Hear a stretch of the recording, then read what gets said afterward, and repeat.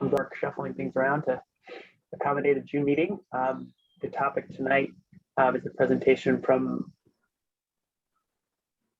Fish and Wildlife Service. So we will we'll jump right into that. Sally, did you want to say anything before we get going?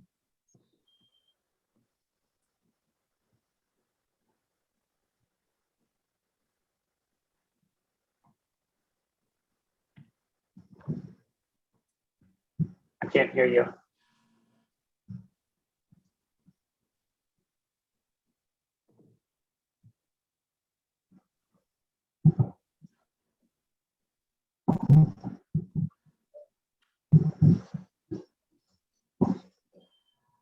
We still can't hear you, Sally.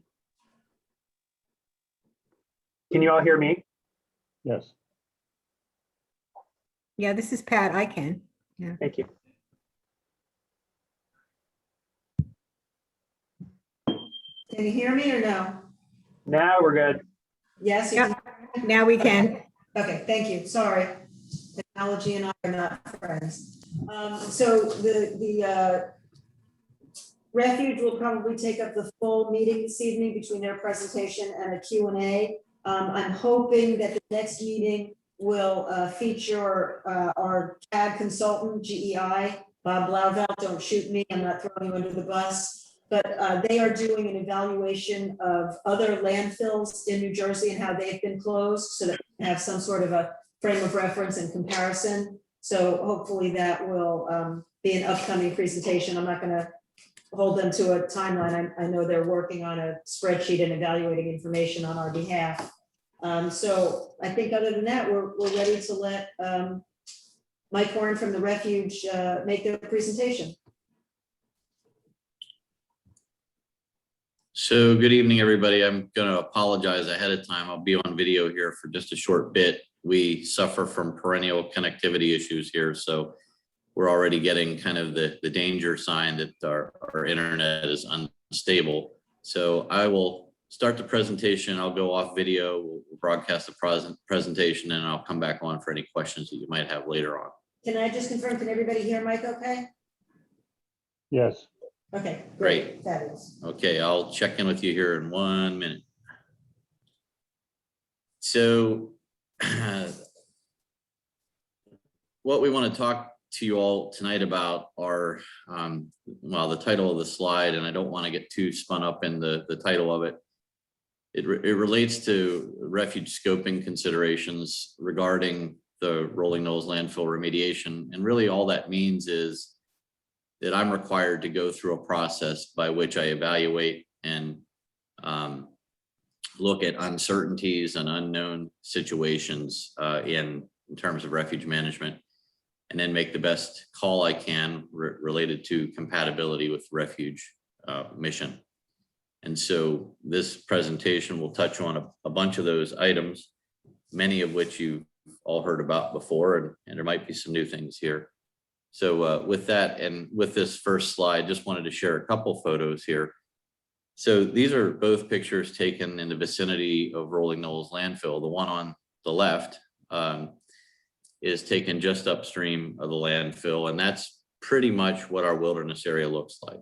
And then the one on the right is an area that shows a kind of a leachate flow off the landfill. And that picture of the landfill would be in the background.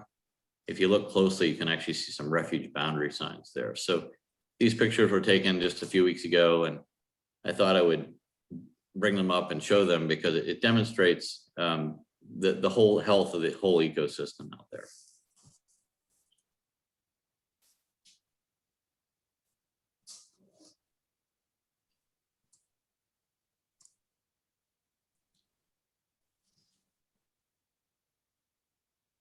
Okay, there's a slight delay in when I click the advance and when it happens, so bear with me if I advance too far.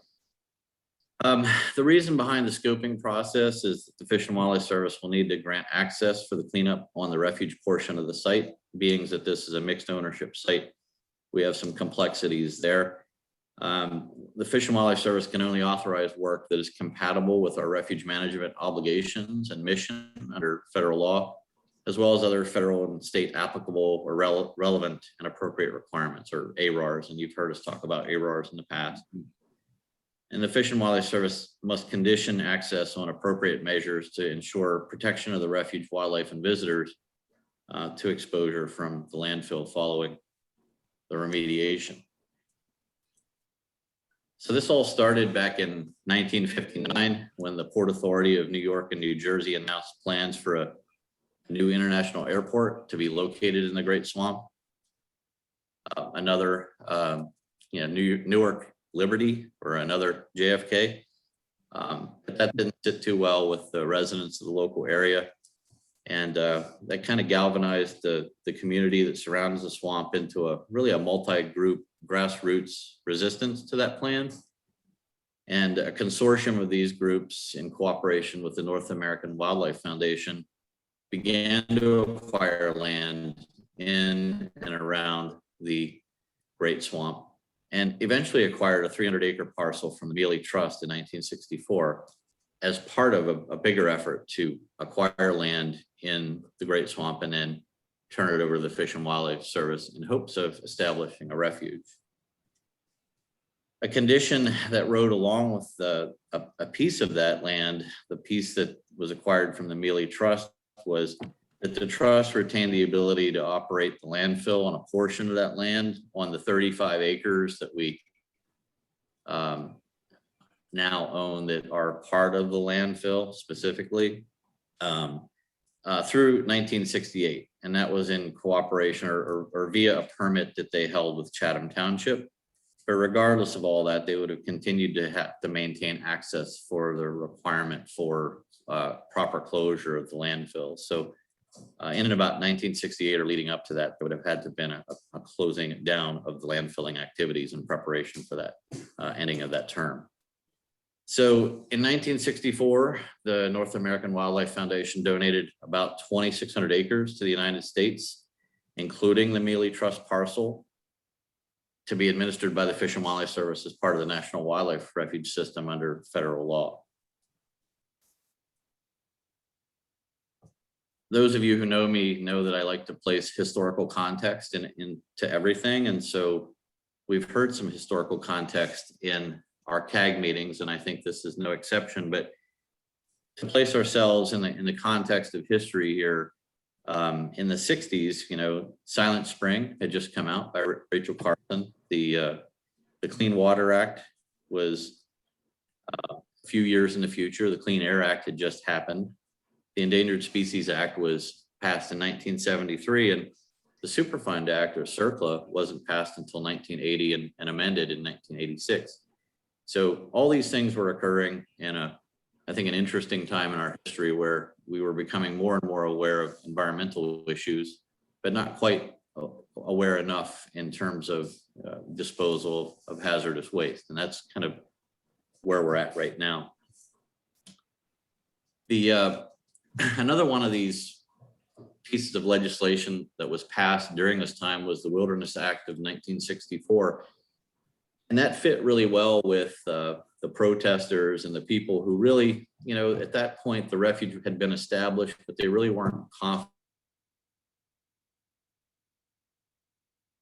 in this jetport idea or proposal. And so they sought additional protection, at least of some of the land that they were working with. And so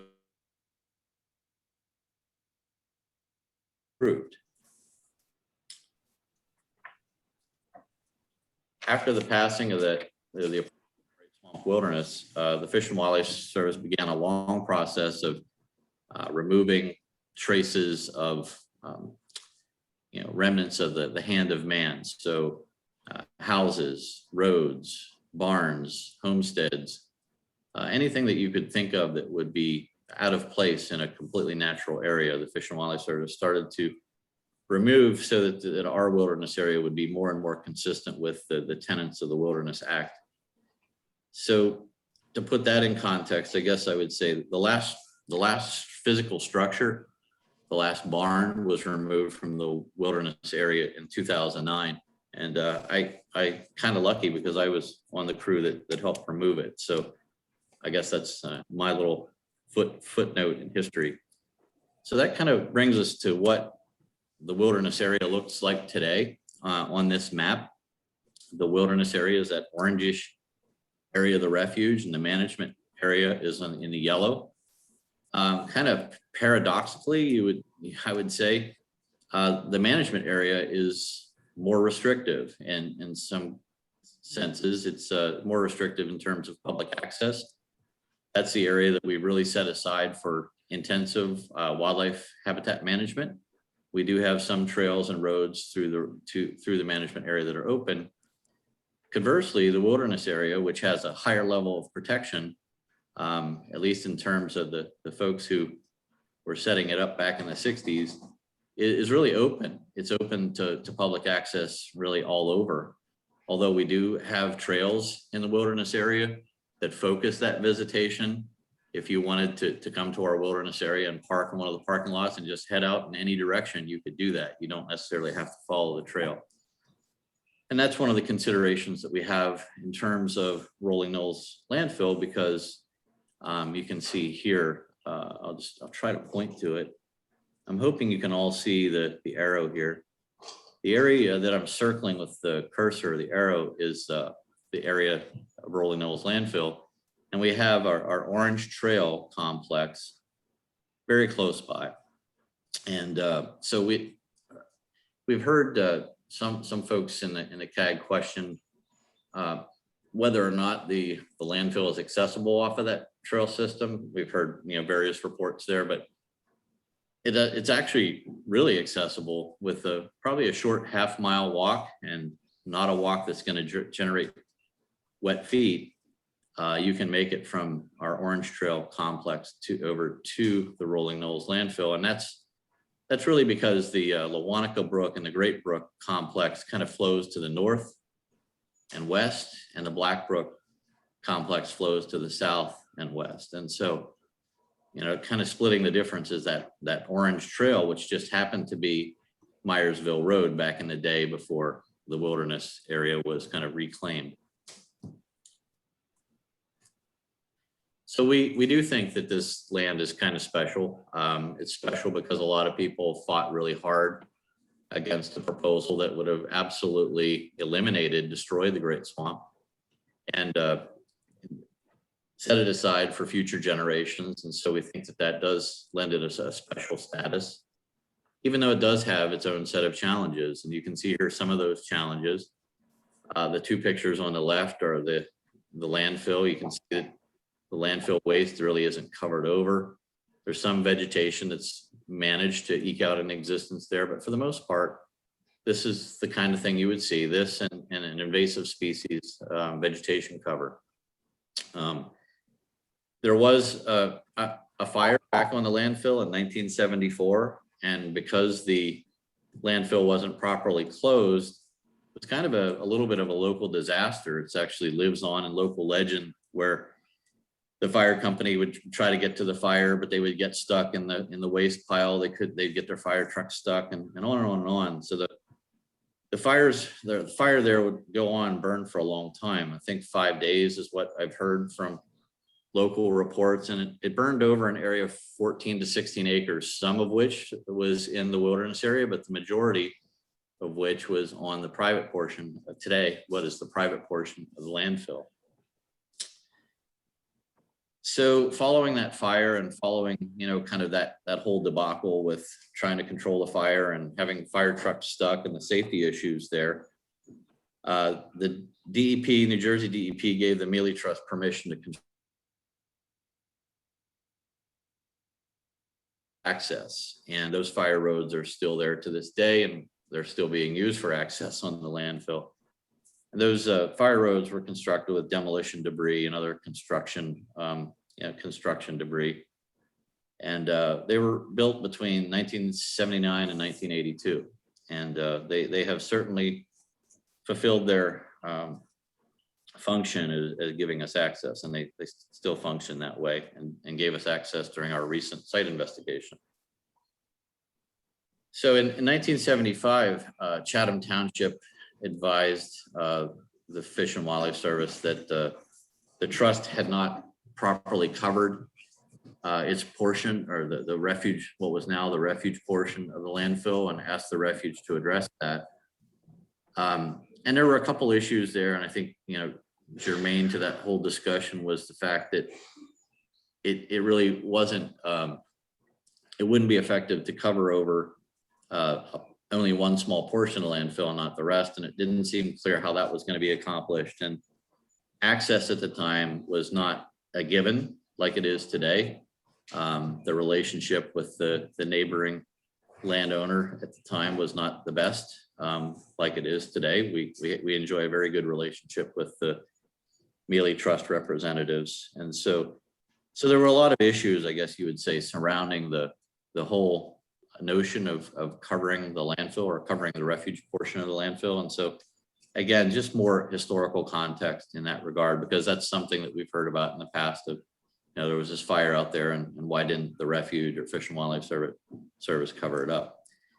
But I think more importantly, in the context of today, I believe, and I think we have a lot of partners in the local area that believe that, you know, all remaining land, open land in Chatham Township deserves careful consideration. There's, you know, they don't make any more land, and so you have to really conserve and protect what you got and use it wisely. And so we work with local partners to try to achieve that. And our efforts on the landfill and in the restoration of landfill, the cleanup of the landfill are directly related to that. In addition to the removal of all the roads and houses and bridges and whatnot from the landfill, the refuge also busied itself with cleaning up other waste sites. We have had several. This is a picture taken at OU3. The top, well, all three of these pictures are indicative of what was found there. We found a lot of asbestos waste that you can see that white material in the upper left hand corner or the upper left picture. We found cars, and there was even a bus found buried at OU3, as well as many drums and you know, just lots of other material there. So we were working on cleaning those up, and this is a kind of an after shot of some of that work. So the top two pictures here, the picture on the left is a picture of the OU3 landfill just beyond that tree there. And the picture on the right is a picture of the borrow area where we extracted the clay that we talk about frequently to cap over the landfill. That's the picture on the right is the habitat that was created when we extracted the clay to place it over the waste that was left behind. And a very similar approach was used on the bottom picture, which is the Harding landfill. That was a very small landfill that we had worked with the state and EPA to clean up. But the same approach was used. We harvested clay from the local area, did not import clay, but got it from just down a management road in the swamp and dug that up and brought it up there and used it to cap that over as well. What we did on the surface of the landfill, and you can notice here that they're really not, these are not turf fields, these are not landfill vegetative cover like you see in many places. These are actually pretty valuable wildlife habitat. We've planted warm season grasses and forbs and wildflowers, and the wildlife seem to not mind, seem to quite regularly use these areas. And so we envision something like that. You know, when we think about rolling knolls, we think that something like that might be achievable there too. And it just really resulted in an increase in habitat value, but also recreational value. All these areas that we're talking about right now at OU3 and Harding landfill, they are open for recreation during all the year in terms of the wilderness area, the OU3 site in the wilderness area, or part of the year when it applies to the Harding landfill area, because that's just incidentally, the cleanup of the OU3 landfill was completed in 1999, and the cleanup of the Harding landfill was completed in 2001. So that kind of brings us to a timeline of you know, the Fish and Wildlife Service's involvement in the Rolling Knolls landfill. What and what that's looked like, and partnering with a variety of partners, including the EPA, to kind of assess what was going on out there. As I said, our focus was on other contaminated sites, and the Rolling Knolls landfill being a mixed ownership site that added complexity that we weren't quite ready to deal with at that time. And it seemed like the process had to kind of play itself out to where we got to at least a hazard ranking. And so in 1980, with the approval of the CERCLA Act, the Comprehensive Environmental Response Compensation and Liability Act, and with its amendment in 1986, that provided an avenue for cleaning up the Rolling Knolls landfill, just like the avenue provided for cleaning up some of the other waste sites in the swamp. And from 1986 to 2000, there were various studies done by EPA out there to look at the contamination that was present in the various media.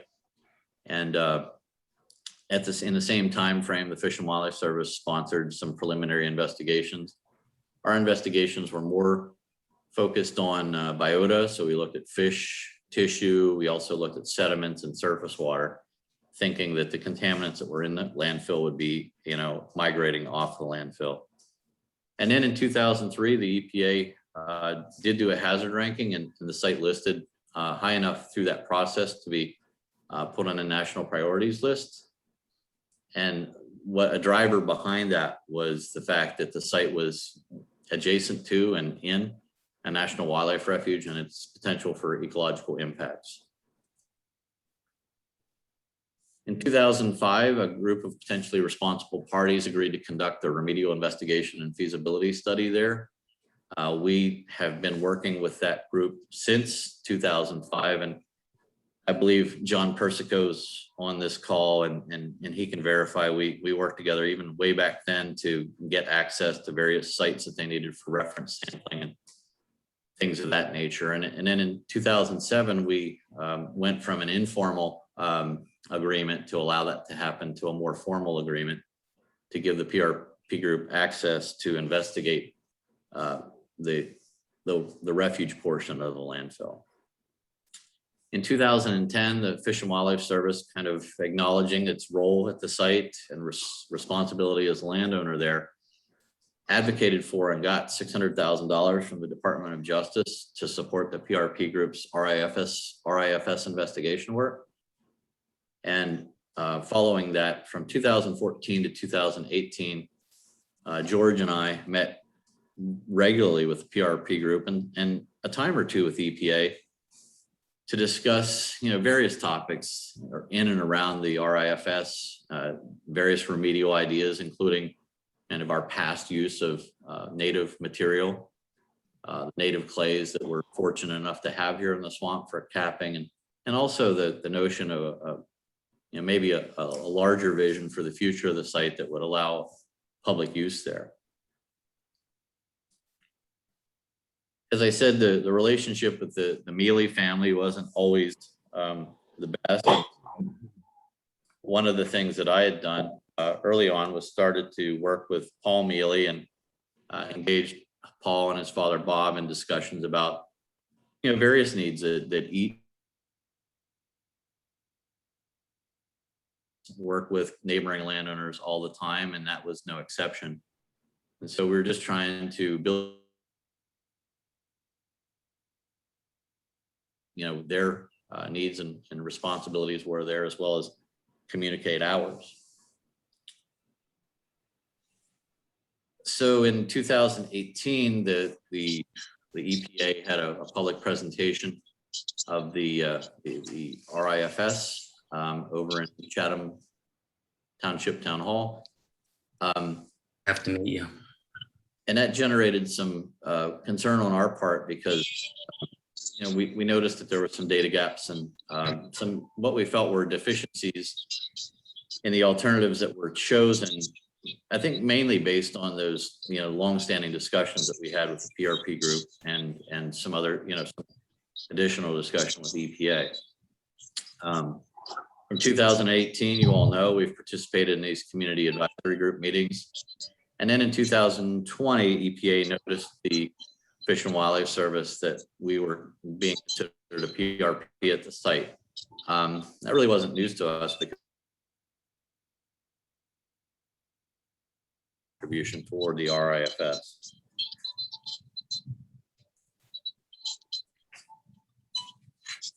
So what was clear from the presentation that EPA gave in Chatham Township Town Hall was that the protective measures and a lot of the issues that we had discussed with the parties between 2014 and 2018 were not included at all in the FS or in subsequent revisions. And so based on that, the need for additional data became apparent to us. And these are the three areas. We've talked about them in the past.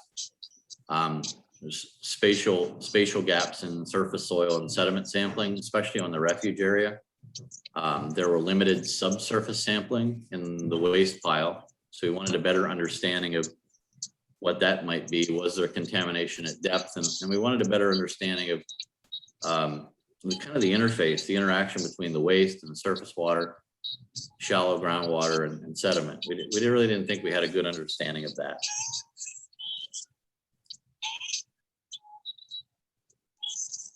So that brought us to this, well, last year, we started a supplemental site investigation to focus in on, drill down on those issues.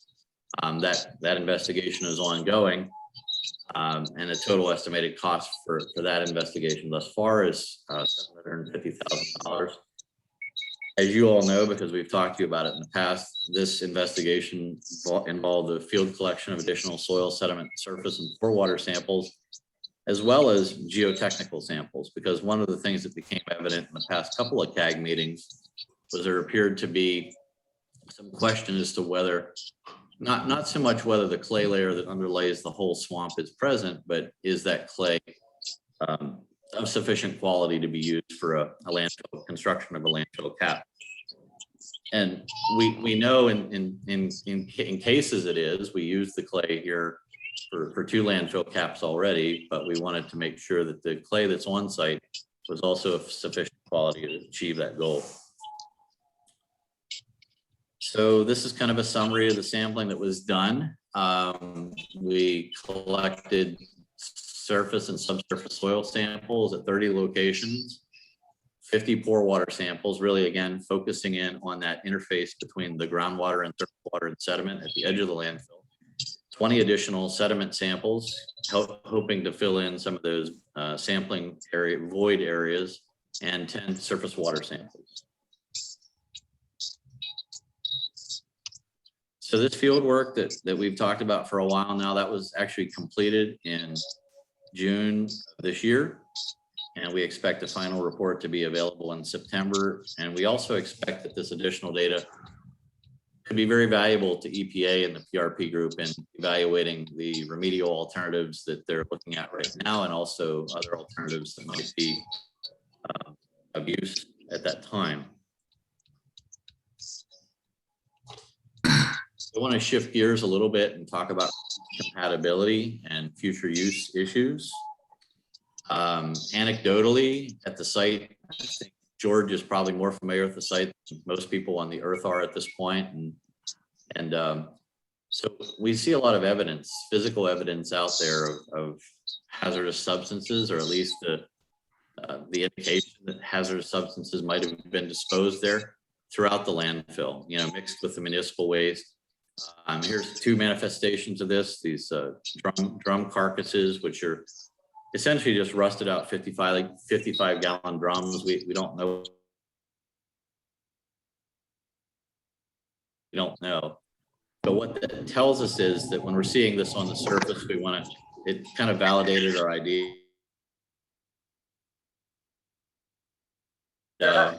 Figuring out what was in the waste pile. Where'd it go?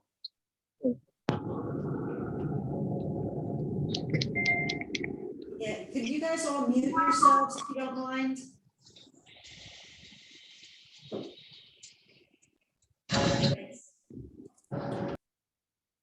So also, when we've been out doing the investigation and through the additional, we've conducted some tours out there. There's just kind of numerous observations of active releases of leachate around the periphery of the entire landfill.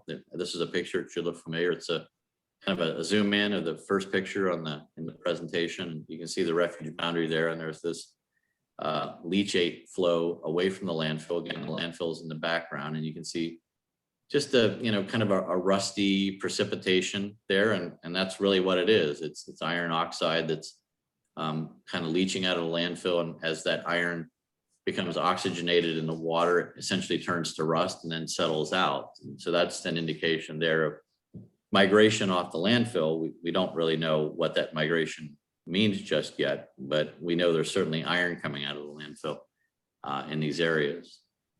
Our preliminary data suggests that there's widespread contamination of constituents typically not associated with household waste, PCBs, lead, and mercury. And these results really mirror what was discovered and found during the remedial investigation. Again, our focus was on the refuge area, so our look was more on the refuge area to get a better idea of what was going on there. But the results are consistent with, although it's really too early to say much more than that because our results are very preliminary at this point. So this is a map that I took directly out of the RIFS. The only way this map was altered is I cropped it to zoom in on it and get a better look at it. I also moved the legend into an area where we could see it here. And I blew up the size of the symbols that were present on the map in the RIFS. And so this is the distribution of total PCBs found during the remedial investigation conducted by the PRP group. And what this map shows us, I mean, we've been told before in CAG meetings that there's really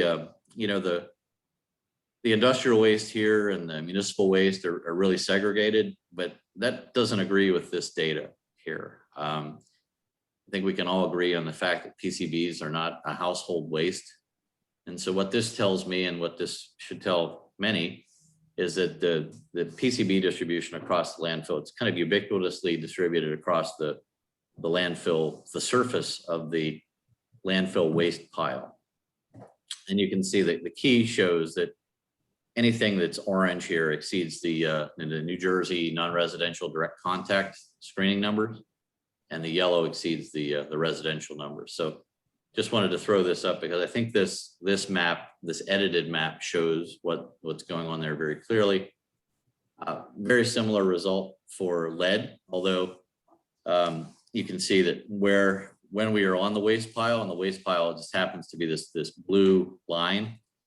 When we're on the waste pile, the levels of lead tend to be higher. However, when we go over to this area, and this crosshatch, purple crosshatch area, that's what we call, or what has been called, the surface debris area, which is a relatively clean area by comparison to the rest of the landfilled area. There's a couple confounding things here, but we also noticed that there's some old lead batteries stored over in that area. And there's also a shooting range in this area. So some of these lead hits, especially in this wetland here, might be attributable to that. We don't really know, but what we do know is, we could look at that in more detail and kind of figure that out. So I just wanted to touch base on this a little bit. We heard a presentation by the EPA and their consultants about ecological risk. And so I wanted to throw up just a model, a food chain model that's used to estimate risk at a site like Rolling Knolls. And so you can see, I don't want to drill down too far into this, but you can see there are a lot of inputs. It's looking at ingestion of, food sources. It's looking at body size, and it's looking at a daily dose. And essentially these hazard quotients that we see on the right-hand side here, that's just a representation of, you have a daily dose calculated, and my my arrow keeps disappearing on me, so I apologize for that. But I think you can see there that, you have a daily dose, and then you have a toxicity reference value, a low L, as it's referred to there. That's the lowest observed adverse effect level. So at that level, at a level of 11.3 milligrams per kilogram body weight per day of that contaminant, if the dose is 1,334 milligrams per kilogram today, you just divide the dose by that reference value, and that generates your hazard quotient there. And so really what that hazard quotient means in this context is that for lead, the lead levels there are 118 times higher than a level known to cause an adverse effect in this particular model to the American robin for lead. Similarly, if we look at the model for total PCBs for American robin, if you look at the dose that the robins get in this calculated dose, and you look at that toxicity reference value, you can see the hazard quotient there is 0.8. So 0.8, we're 0.8 the way to the level that would cause the lowest level that would be known to cause an adverse effect. So I wanted to talk about this just a little bit, because I think a lot of times when we see hazard quotients and we talk about them, we think about them as real numbers, numbers that are defined and definitive. But I just wanted you to appreciate all the various inputs that go into the calculation of those hazard quotients, and the fact that EPA's guidance, when it comes to hazard quotients, if a hazard quotient is above 1, we need to look further into it and better understand it before we can dismiss it as such. So moving on, this table is a summary of all the hazard quotients that were presented to us by the EPA's consultant in one of the previous CAG meetings. You can see here that there are quite a number of them that exceed that hazard quotient of 1. And you can look at the ones that have been commonly discussed, like lead. You can see the hazard quotients there for lead. Mercury hazard quotients are also pretty high, as well as PCB toxicity equivalent. So I guess one of the unknowns for me, one of the uncertainties for me in kind of evaluating all this and looking at the notion of granting access to cleaning up the refuge is, I guess, the ecological risk assessment showed areas where there's ecological risk, and kind of that was kind of left behind. We didn't see any, or we're not aware of any toxicity or any cleanup values that were calculated based on the ecological risk that the PRP's risk assessment showed.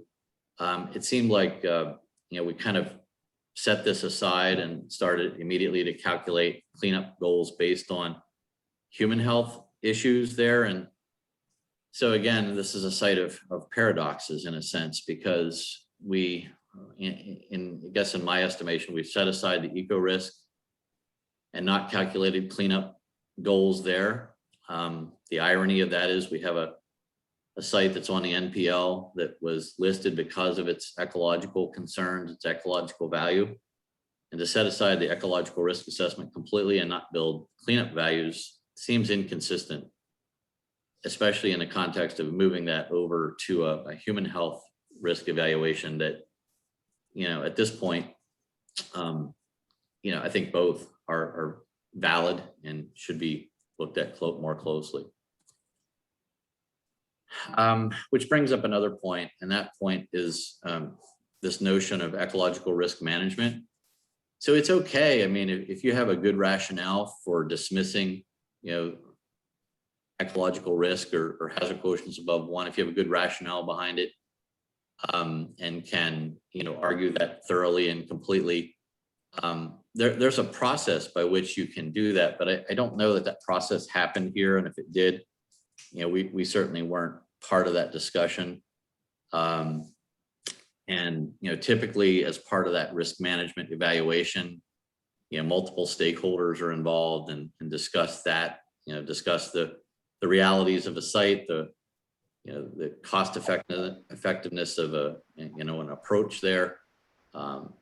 And to my mind, or at least to my knowledge, that didn't happen. And I think that's especially important in areas like this site where I think arguably the Great Swamp has, and it has local, regional, and national ecological significance. If it didn't, I don't think it would be a national wildlife refuge. So I think there's more to come on the ecological risk bit. And I think we need to look back at that and start looking at calculating site remediation goals based on ecological receptors. Brings us to the next point. So we have an FS that has a range of remedial alternatives identified. On one end of the scale, we have remedial alternatives that are really not too protective of wildlife. Wildlife generally don't stay outside of fences and things like that. They tend to crawl through them or under them or fly over them. And so what many of the alternatives do or don't do is they don't sever the exposure pathway that's there to the ecological receptors. The exposure pathway is essentially a mechanism by which a receptor, maybe it's a robin or a shrew, or could be anything, red-tailed hawk, whatever. It's the way that the contaminant finds its way into that organism to basically cause some negative effect. And so I guess my point here is, with the exception of alternative 5, which is talking about placing a cap over the entire contaminated area of the landfill. So essentially what that does is that severs the exposure pathway by cutting off the contamination from being in direct contact with wildlife or with organisms that higher trophic level wildlife would feed on. And so I just wanted to pause on that for a minute, because I think alternative 5, when it comes to ecological receptors, is really the only alternative that we're looking at that provides an acceptable level of protectiveness. So neither George or I are human health risk assessors, and we defer gladly to Michael Sybeck at EPA when it comes to these things. But we do have a couple points here, and I think that the first is that I think it's problematic to assume right now, given the discussions that are ongoing, that there won't be some future public use associated with the landfill. I think that should be looked at. Already open to public use, and like I referenced before, we've heard arguments before that, well, it's open, but it's really not accessible, and I guess the other problem with that is kind of characterizing a refuge visitor as a trespasser. That doesn't really, that terminology is problematic, and it really doesn't capture the wilderness paradigm where we have this big open space where people can go where they please. They don't have to stay on trails. They can walk wherever they want to walk. So I think that really deserves a more careful look. And the third point, which I already talked about, is this notion that I think the risk assessment overestimates the inaccessibility of the landfill. And for those of you who are hunters or birders, we all know that if a rare bird shows up on the landfill, or a large buck shows up on the landfill, find their way out there. And we see that in other areas of the refuge that are also closed, or at least theoretically closed. So we also talked about wildlife habitat quality, and this is another one of those kind of uncertainty things that we want to try to clear up. So I think in many ways that we've been talking past each other in terms of wildlife habitat quality, because I think there's both types of habitat quality are there. I think on the waste pile on this map, which is also taken right out of the RI, the areas that are shaded in purple and yellow and orange, those are disturbed areas. They're typically associated with the waste at the landfill, and they're dominated by what we've pretty accurately characterized them over the course of these number of months with, conglomeration of non-native and invasive species. And I've kind of featured some of them here.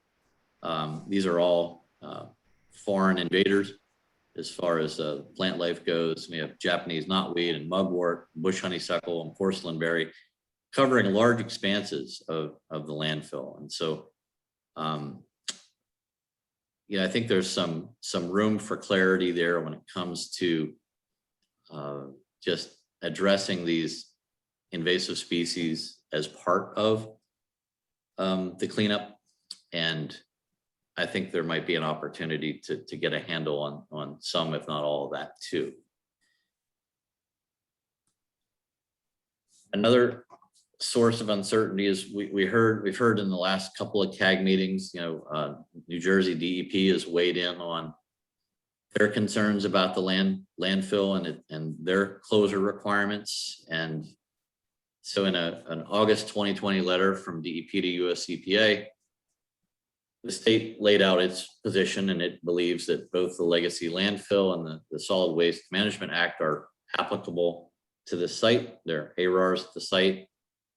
And so the state is has taken a position to advocate for a final cover consisting of a 2-foot thick clean soil cap, which is not all that different than what we've been asking for evaluation of throughout these many months.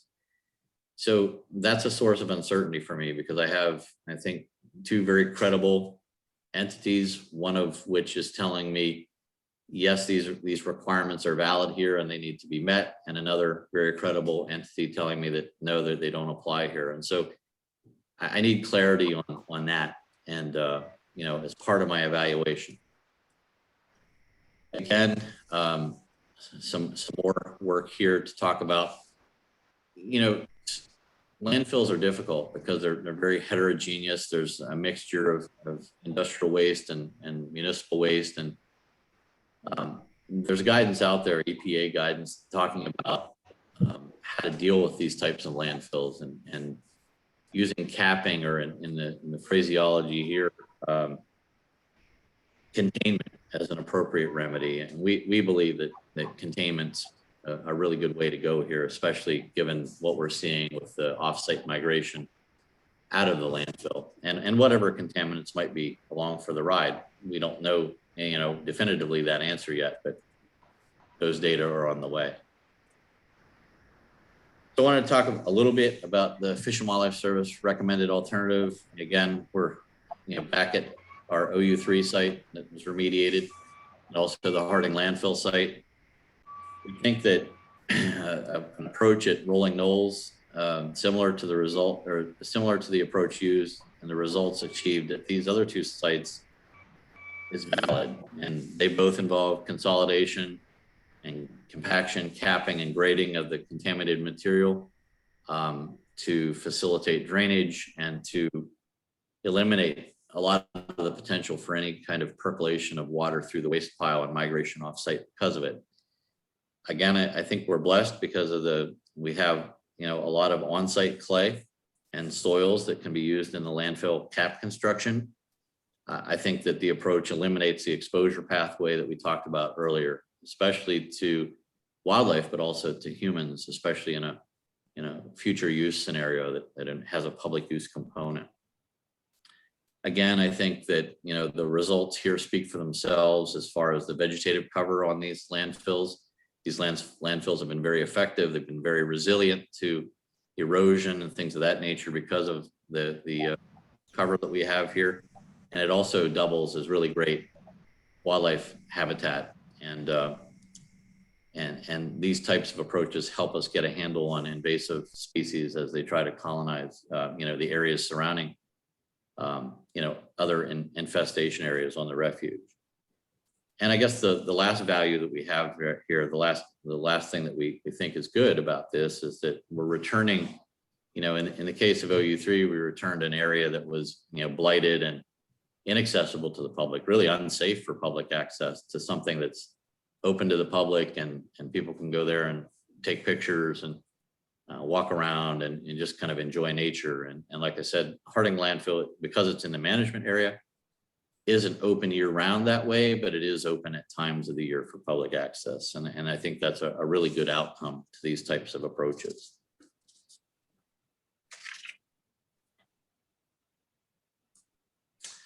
So one of the things that we've kind of wound up on, or one of the topics that we've wound up on recently, is the whole idea of current and future public use.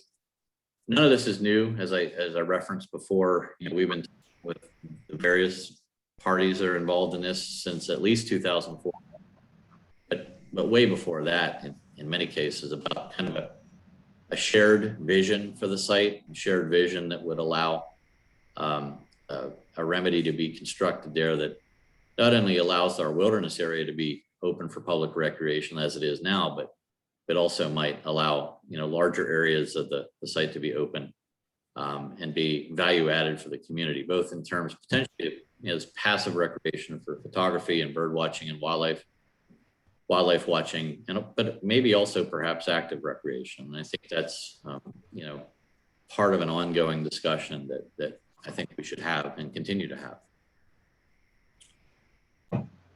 Recently, too, related to that, there's this whole notion of there's a deed restriction on the site, and I've read through it many times, and this paragraph of the deed restriction actually calls out that the property should be preserved as open space, and talks about how there shouldn't be any residential, commercial, or industrial use. When we compare that to the definition of open space, this is EPA's definition pulled off of their website earlier this week, that open space is any open piece of land that is undeveloped. That is, it has no buildings or other built structures and is accessible to the public. So we think there's flexibility there that we would like to work with all the parties involved to try to take advantage of any opportunity we have. Like I said earlier in the presentation, any open land in Chatham Township deserves special consideration because they're not making any more land, and there's not a lot of land available for the various uses that the public is interested in having as part of their community. So I think with that, that's kind of the end of my presentation. I'm going to rely on my colleagues to tell me what I missed, if anything. Let's see. So I guess I do want to go back. I missed one piece, which is pretty darn good for me, just missing one piece of the presentation.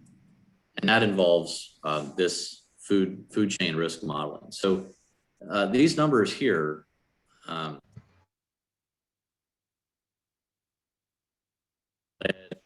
this number 5 milligrams per kilogram of total PCBs, I plugged those numbers. Those aren't random numbers that I pulled out of a hat. They're numbers that I pulled out of the RIFS, because those are the cleanup criteria that have been looked at for the site. And so I just plugged them into these food chain models just to see what would happen. And so you can see that if we're looking at 2,700, that's generating, and I don't know if you can see here because on my screen, Frank Stillinger's face is over this hazard quotient right here. So I can't tell what that is, but you all can probably see it. And similarly for the short tail shrew, same numbers, parameters, because the shrew is a different animal than the robin. And they also come out generating hazard quotients above 1 for lead and near 1 for total PCBs. So, I think those deserve another look. And like I said, I think that there are other ecologically based cleanup goals that could be derived that would be beneficial for both the refuge and the visiting public, should we be able to come to some agreement on doing something really good for Chatham Township and the local community there by kind of reinventing this landfill as a usable place. So I guess with that, I'm happy to turn it back over to Sally for Okay, Matt, why don't you go ahead and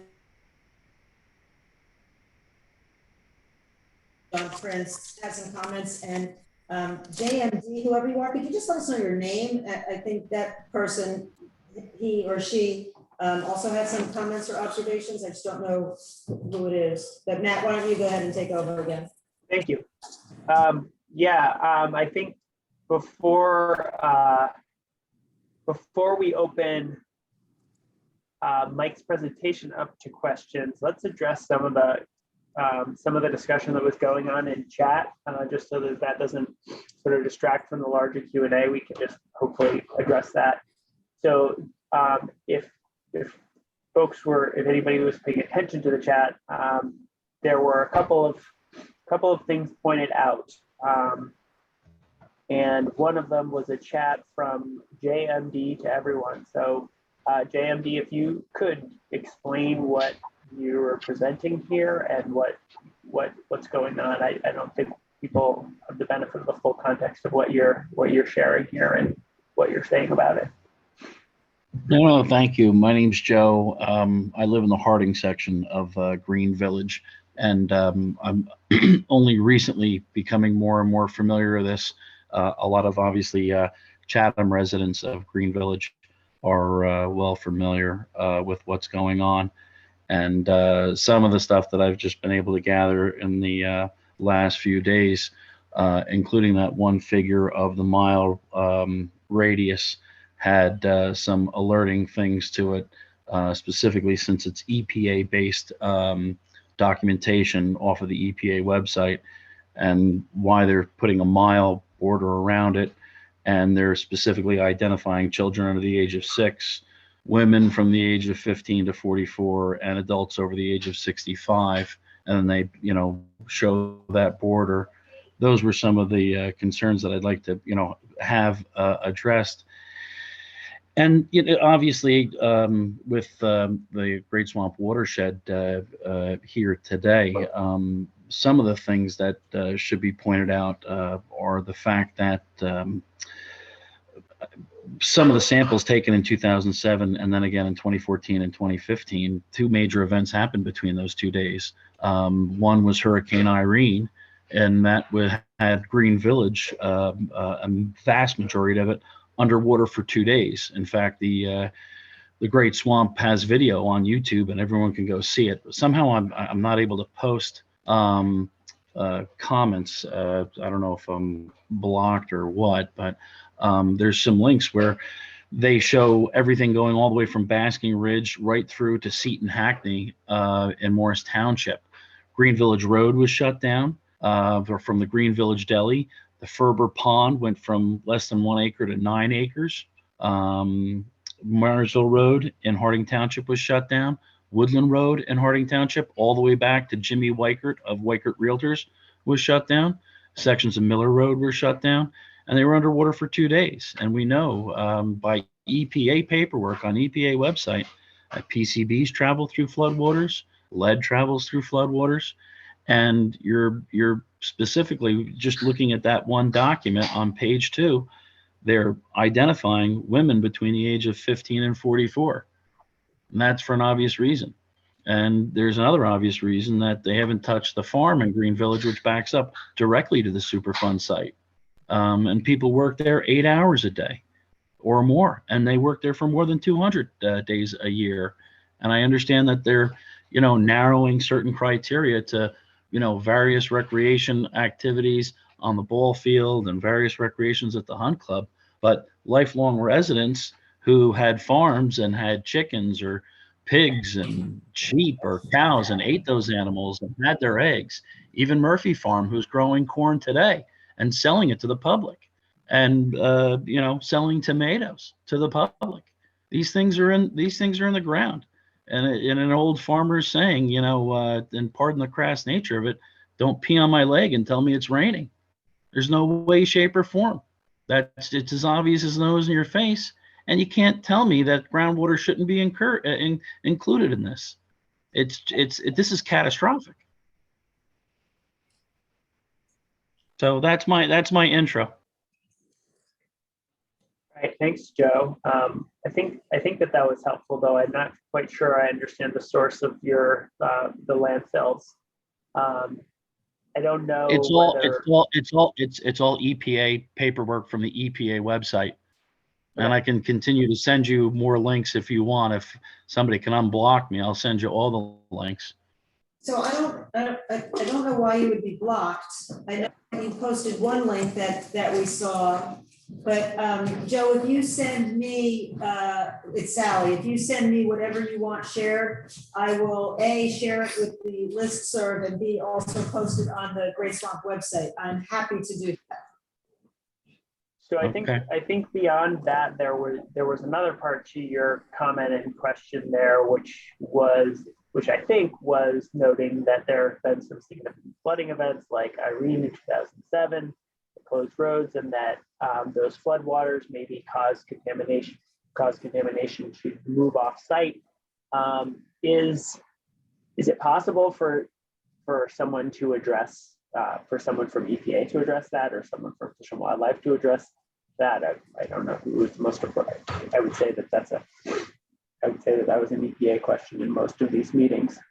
I agree with that, Rob.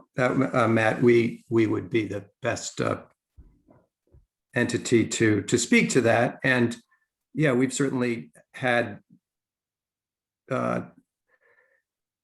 testing of the extent of contamination that emanates from this site has been a required feature of the development of the RFS. And I don't think, I'm might have some things I'd say about the presentation this evening, but I don't think that I don't think that there's a big disagreement that we haven't characterized basically the limits of contamination that are associated with this site. And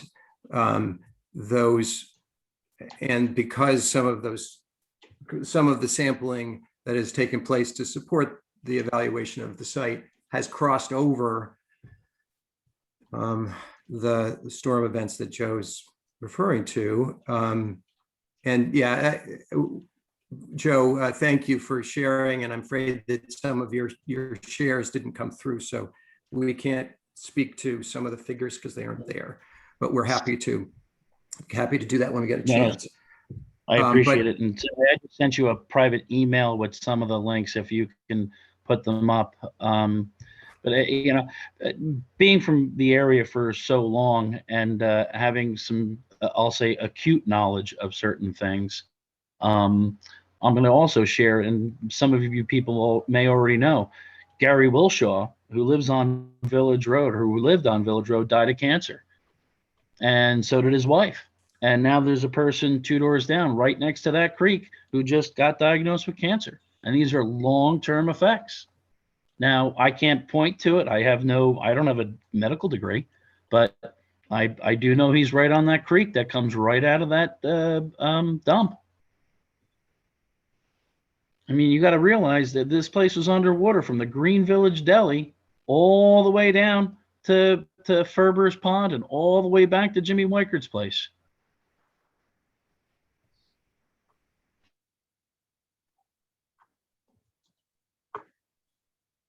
John, I'm happy to share that the links that Joe sent, and then maybe. Yeah, we can circle back around this when we can have a clearer picture of what's being posted.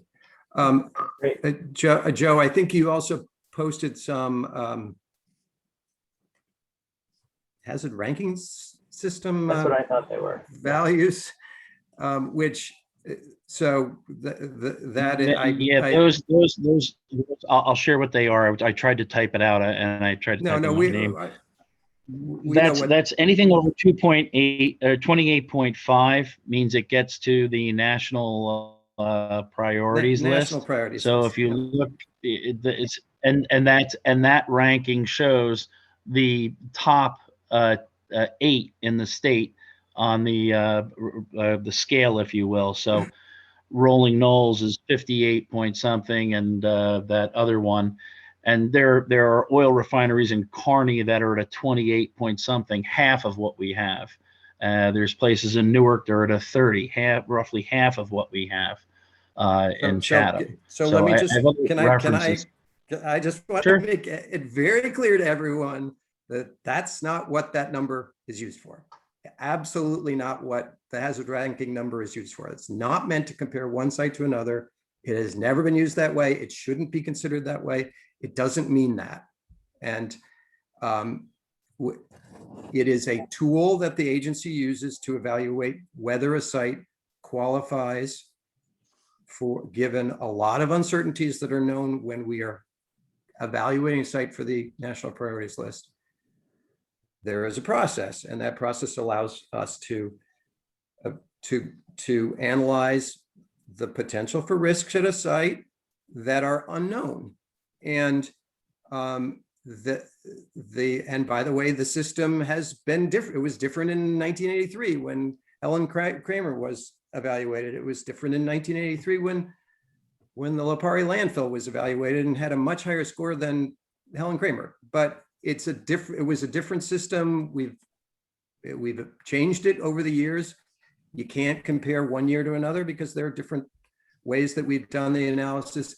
And the analysis is only used for one thing, and that is to determine whether a site qualifies for the national priorities list. It has no lingering meaning in how we do our study or the relative ranking of one site to another. We don't do that. We would ask that you don't do that either, because that's not what it means. I appreciate that. Thank you. I do have one question, though, just as a quick follow-up. On the EPA website, why does it say that the surrounding residents that are not specifically around the landfill have access to public water when you look at that map and half of that area is all Harding Township and they have zero public water. They have to use well. Yeah. Why does the EPA website say that? Yeah, thanks, Joe. So we would have to see exactly what figure you're sending. Supinder or Stephanie. Page 2 of the first link that got through. If you look at the one link that got through, the only thing that got through was a figure that doesn't show that. So it may be that I didn't get it somehow. Anyway, we can. That's also very answerable. We have a clear understanding of who's on drinking water and why, and why that matters to us. There is something you said, Joe, that I did want to speak to because it's complicated to explain it, and we've explained it before at previous meetings, but it's worth mentioning again. Okay, and that is when the remedial investigation and feasibility study began, and we required that the private PRPs perform these studies, it included groundwater investigations to evaluate the nature and extent of groundwater contamination from the site. And when we got to the feasibility study stage, we EPA have concluded that we have sufficient information to move ahead with making decisions about the refuse, the land, various aspects of the site, almost all of the site, but concluded there was some uncertainties about what would happen with the groundwater over time. And frankly, there isn't a lot of groundwater contamination, but there are some exceedances in shallow groundwater that exceed some state and federal drinking water numbers. That we felt like it makes sense to move ahead with the rest of the remedy to the feasibility study stage, which is where we are now, but not the groundwater. So we've decided to stay that. It doesn't mean that we're not going to address the groundwater. It simply means we're going to come back later and address that part of the site. So that'll be a separate decision.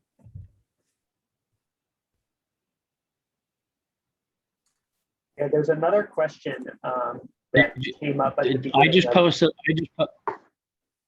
I'm sorry for interrupting. I just posted a link. Does everyone see that link? It Yes. said it went to everyone. Okay, page 2 of that link shows a 1 mile radius. And it shows it's from the EPA. And it's based on the year 2000 census. And it specifically calls out women between the ages of 15 and 44, children under the age of 6, and adults over the age of 65. The EPA specifically identified them. That's what I was asking when I say, please identify why this was done with a mile radius around that Superfund site. Well, so those are demographic numbers. That just comes from the census. And this is produced by our sister agency, which is part of CDC. And why would we identify those specific groups based upon the chemicals that are in the soil and affected in the surrounding areas?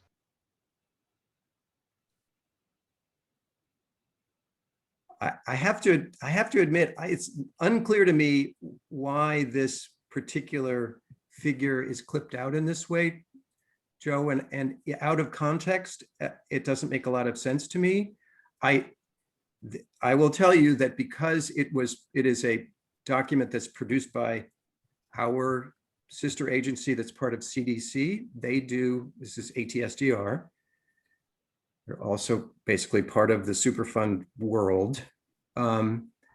They do health evaluations, and they are required to do a health assessment at every Superfund site. It would not surprise me that they would produce a figure that would show the demographics of the area around a site, nor does it surprise me that they would use a 1 mile radius to try and give a sense of scope about the scope of their investigation. But again, I don't quite understand where this document came from, so I can't tell you more about it, but we will be able to once we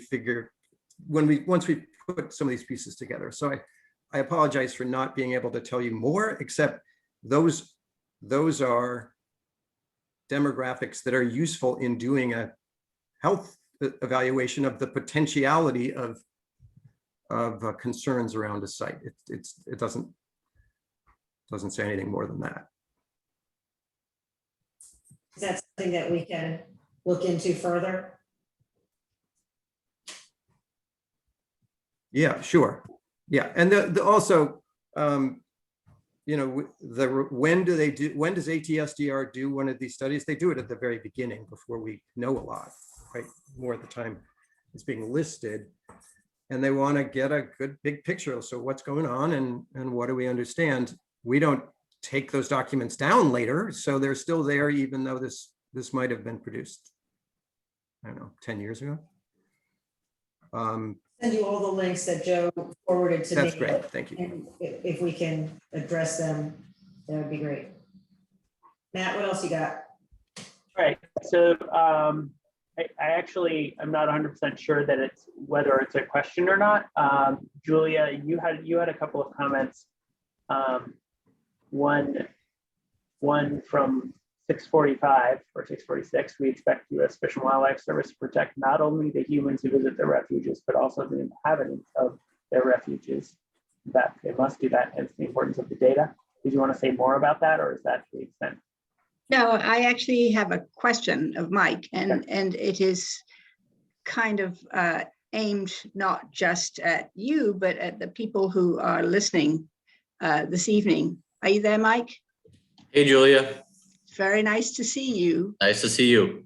Just so that people know, 5 3/4 moons ago, I had the same job that Sally has now. And I got to know Mike when he was, well, when we were both a little bit younger, only a little bit younger. But if I remember, and I would like to emphasize this, Mike, you are actually Dr. Michael Horn. That is true, although I don't readily admit it. And what did you get your doctorate in? So my PhD is in ecology with an emphasis on ecotoxicology and statistical analysis of data. Do you think that might be why, when you came to help out Great Swamp, because I don't think you were working there full time, they stuck you with the unenviable job of cleaning up the Superfund sites or overseeing the cleanup of the Superfund sites in the refuge? That may have had something to do with it. Yes. I want to make the point here to my question, Matt, that the Fish and Wildlife Service is not just about protecting the humans. The Fish and Wildlife Service is about protecting the critters on the site. And there's been a tremendous, in my observation, a tremendous effort on EPA's part to try and minimize the impact of this site on occasional human visitation. But this is not just about humans, and the Fish and Wildlife Service are required to protect fair comment, Mike. I think that's a fair comment. Right. And so another thing that I observed, I would really like to know more, and perhaps today is the wrong place and time, but it is extremely disturbing to me that the Fish and Wildlife Service is not apparently considered an equal partner in trying to figure out what to do with this site. And that's a comment, not a question. I'm sorry. But I just wanted to make that comment because I got into this business because of Helen Fensky, who turned up in my yard when my children were very small to protect and said, I hear there's a lawyer lives here. Yeah, well, Helen, yeah. So 20 years later, I moved on, and Sally, thank God, is running things and doing a great job. And I still live in Green Village, just in case you're wondering why the Jersey Highlands Coalition is involved. This is I'm really disturbed that the Fish and Wildlife Service are not being taken seriously, and that is very apparent, and given equal footing in any kind of decisions that are made. That's my comment and question. Sorry. Thank you. Okay, Julia. So that was a comment. I don't know if there's a question to respond to there, or if you just want us to take that into consideration. I captured what you said. Matt, thank you. I'm sorry for not following the rules. It's not often I get an opportunity these days to say hi to Mike, but he is the best refuge manager I know, except for Bill Koch. So he's an amazing guy, and we're extremely lucky to have him. Yes, we are. Hey, I think that was Yeah. it to some degree directed at EPA, Julia. It sounded that way. I think that's a fair question, Mr. Prince. I don't know what J stands for, but I assume your last name is Prince. Thank you, John. Thank you, John. Yes, my name's thank you, John. So a couple of things I'd like to observe about the presentation. We have responded to several of these items that Mike presented before. We have presented on several of these items that Mike presented on before. And it would take quite a lot of time for us to piece together our previous presentations and what the remedial investigation has concluded. Just so you know, I did watch your previous presentations. So they did inform my comment and question. Thank you.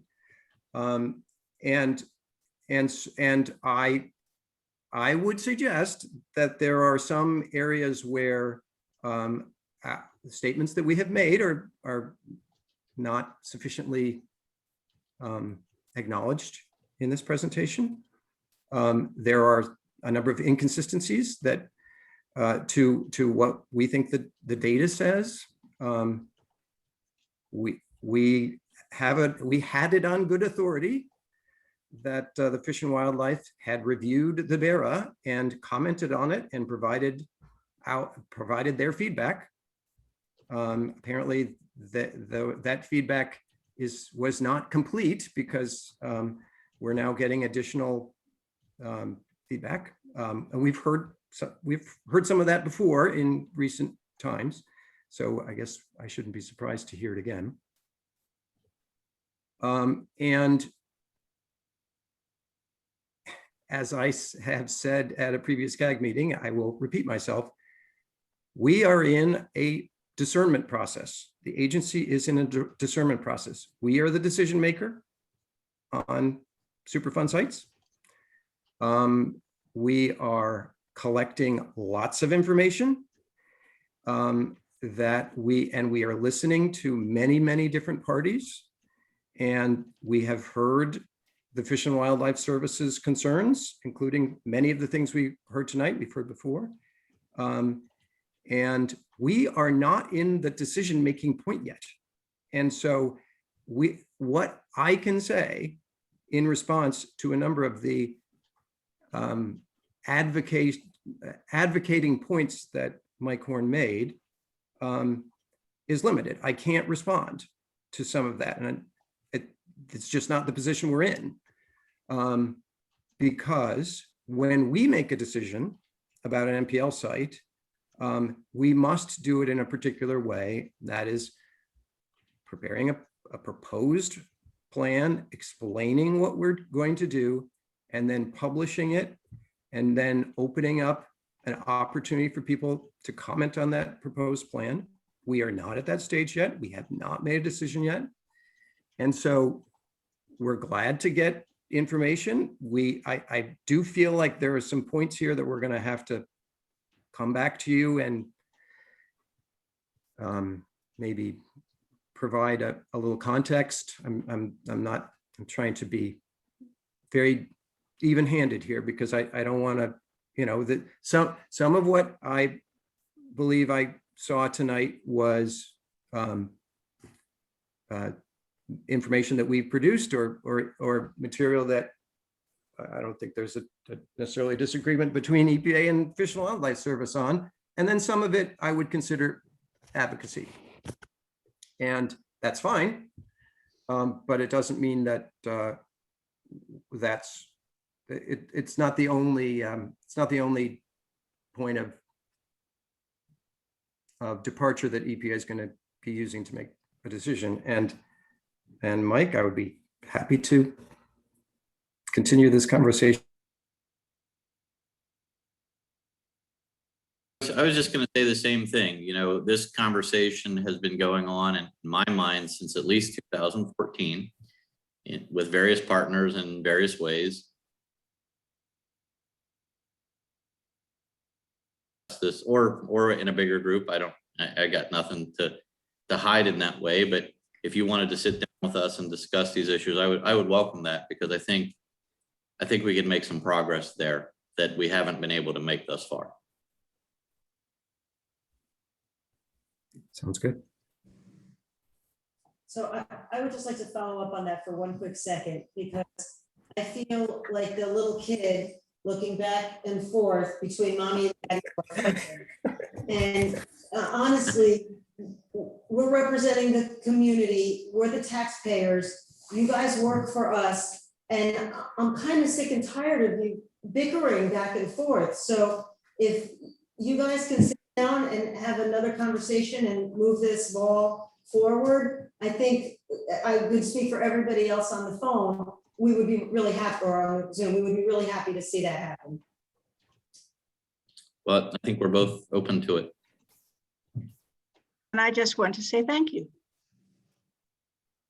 Thank you, Julia. Now, I didn't see if there were any other comments in the chat, but I don't know if other people on the call. There are 39 people that started. There are still 39 people on the call, which is a really encouraging sign, an hour and a half into our meeting. Yeah, it's great. Else has questions or comments, Yes, I don't think there are no more comments in chat. So let's open it up to questions regarding the presentation. I have a question for Sally, and that is, in her analogy, I want to know who mom is and who dad is. Maybe that's something John and I can discuss Okay, later so on. 2021, you're both dads, okay? That's going in the notes, Mike.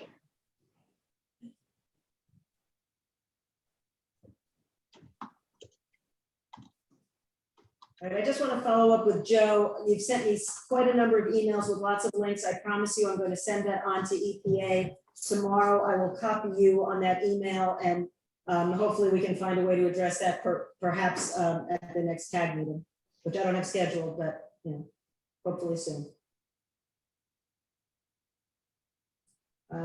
Bob, so I'm scrolling through the links here, the list of people on the call. Bob, our consultant for the CAG, I don't know if you have any questions. Let's make sure you have a chance to speak up if there is anything. You have to unmute.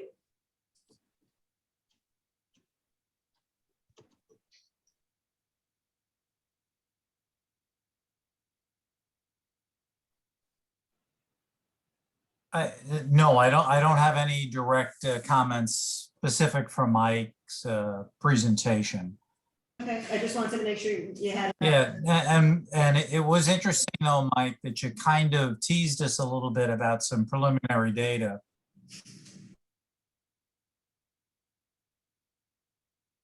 Groundwater and surface water quality that I'm sure everyone, at least I'm very anxious to see.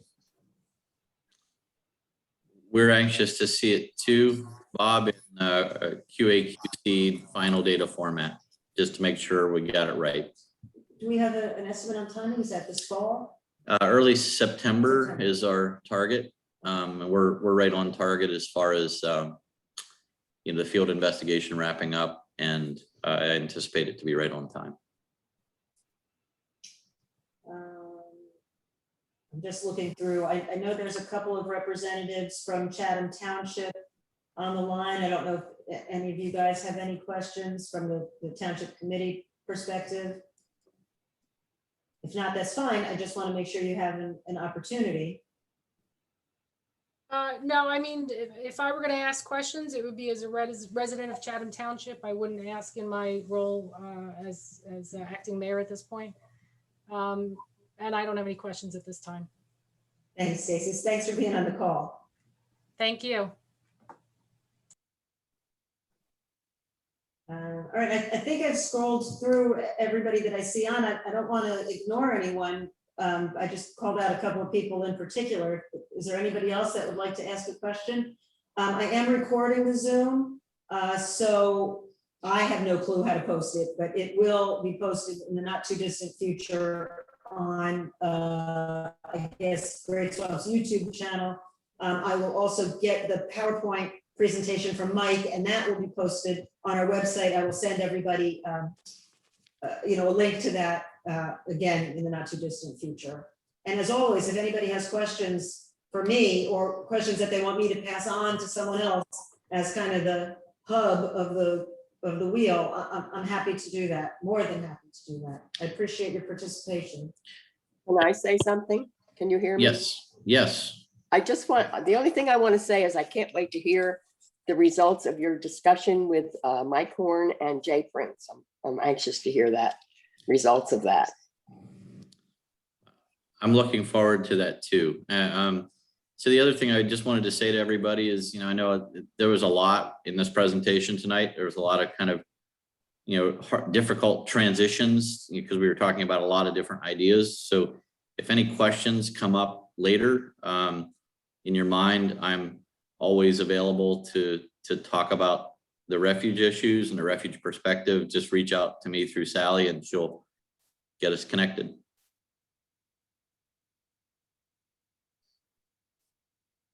Well, I was just scanning the chat to make sure there was nothing else, and I don't think there are any more questions to address. So, Sally, I don't know if you want to adjourn, but it sounds like our next meeting has a topic, which is a presentation from technical advisor Robert Blauvelt. So we'll look forward to that. Are there any other topics, Sally? Or is that one topic? Perhaps an EPA response to some of the things that Joe brought up. I'll send them all of those links. Obviously, none of us have had a chance to open them. Yeah, that would be great. We're happy to spend some time doing that. We realize there's a lot of information available, and sometimes it's needs some interpretation, or maybe it even needs some updating. So we appreciate it when we get a good reader who goes through some of that stuff and says, this doesn't make any sense, or I need this explained. And so if that's where some of the material is coming from, that we really appreciate that opportunity, and we'll respond to that. John, we can certainly talk about this offline, but I'll send it to you and Stephanie, and then you guys can figure out who the right people. Yeah, that's perfect. Okay. All right, well, I'm happy to go outside and enjoy this beautiful evening before sunset. So with that, I'm happy to call it a night unless anybody else has anything. Go outside and enjoy the beautiful weather. Thank you for this. Thank you, Mike. Thank you, Dr. Michael Horn. Thanks, Matt. You'll pay for that later. Yeah. Hey, everybody. Good night. Thank you, Good night. everybody. Thank you, Mike. Bye. Thank you, Sally.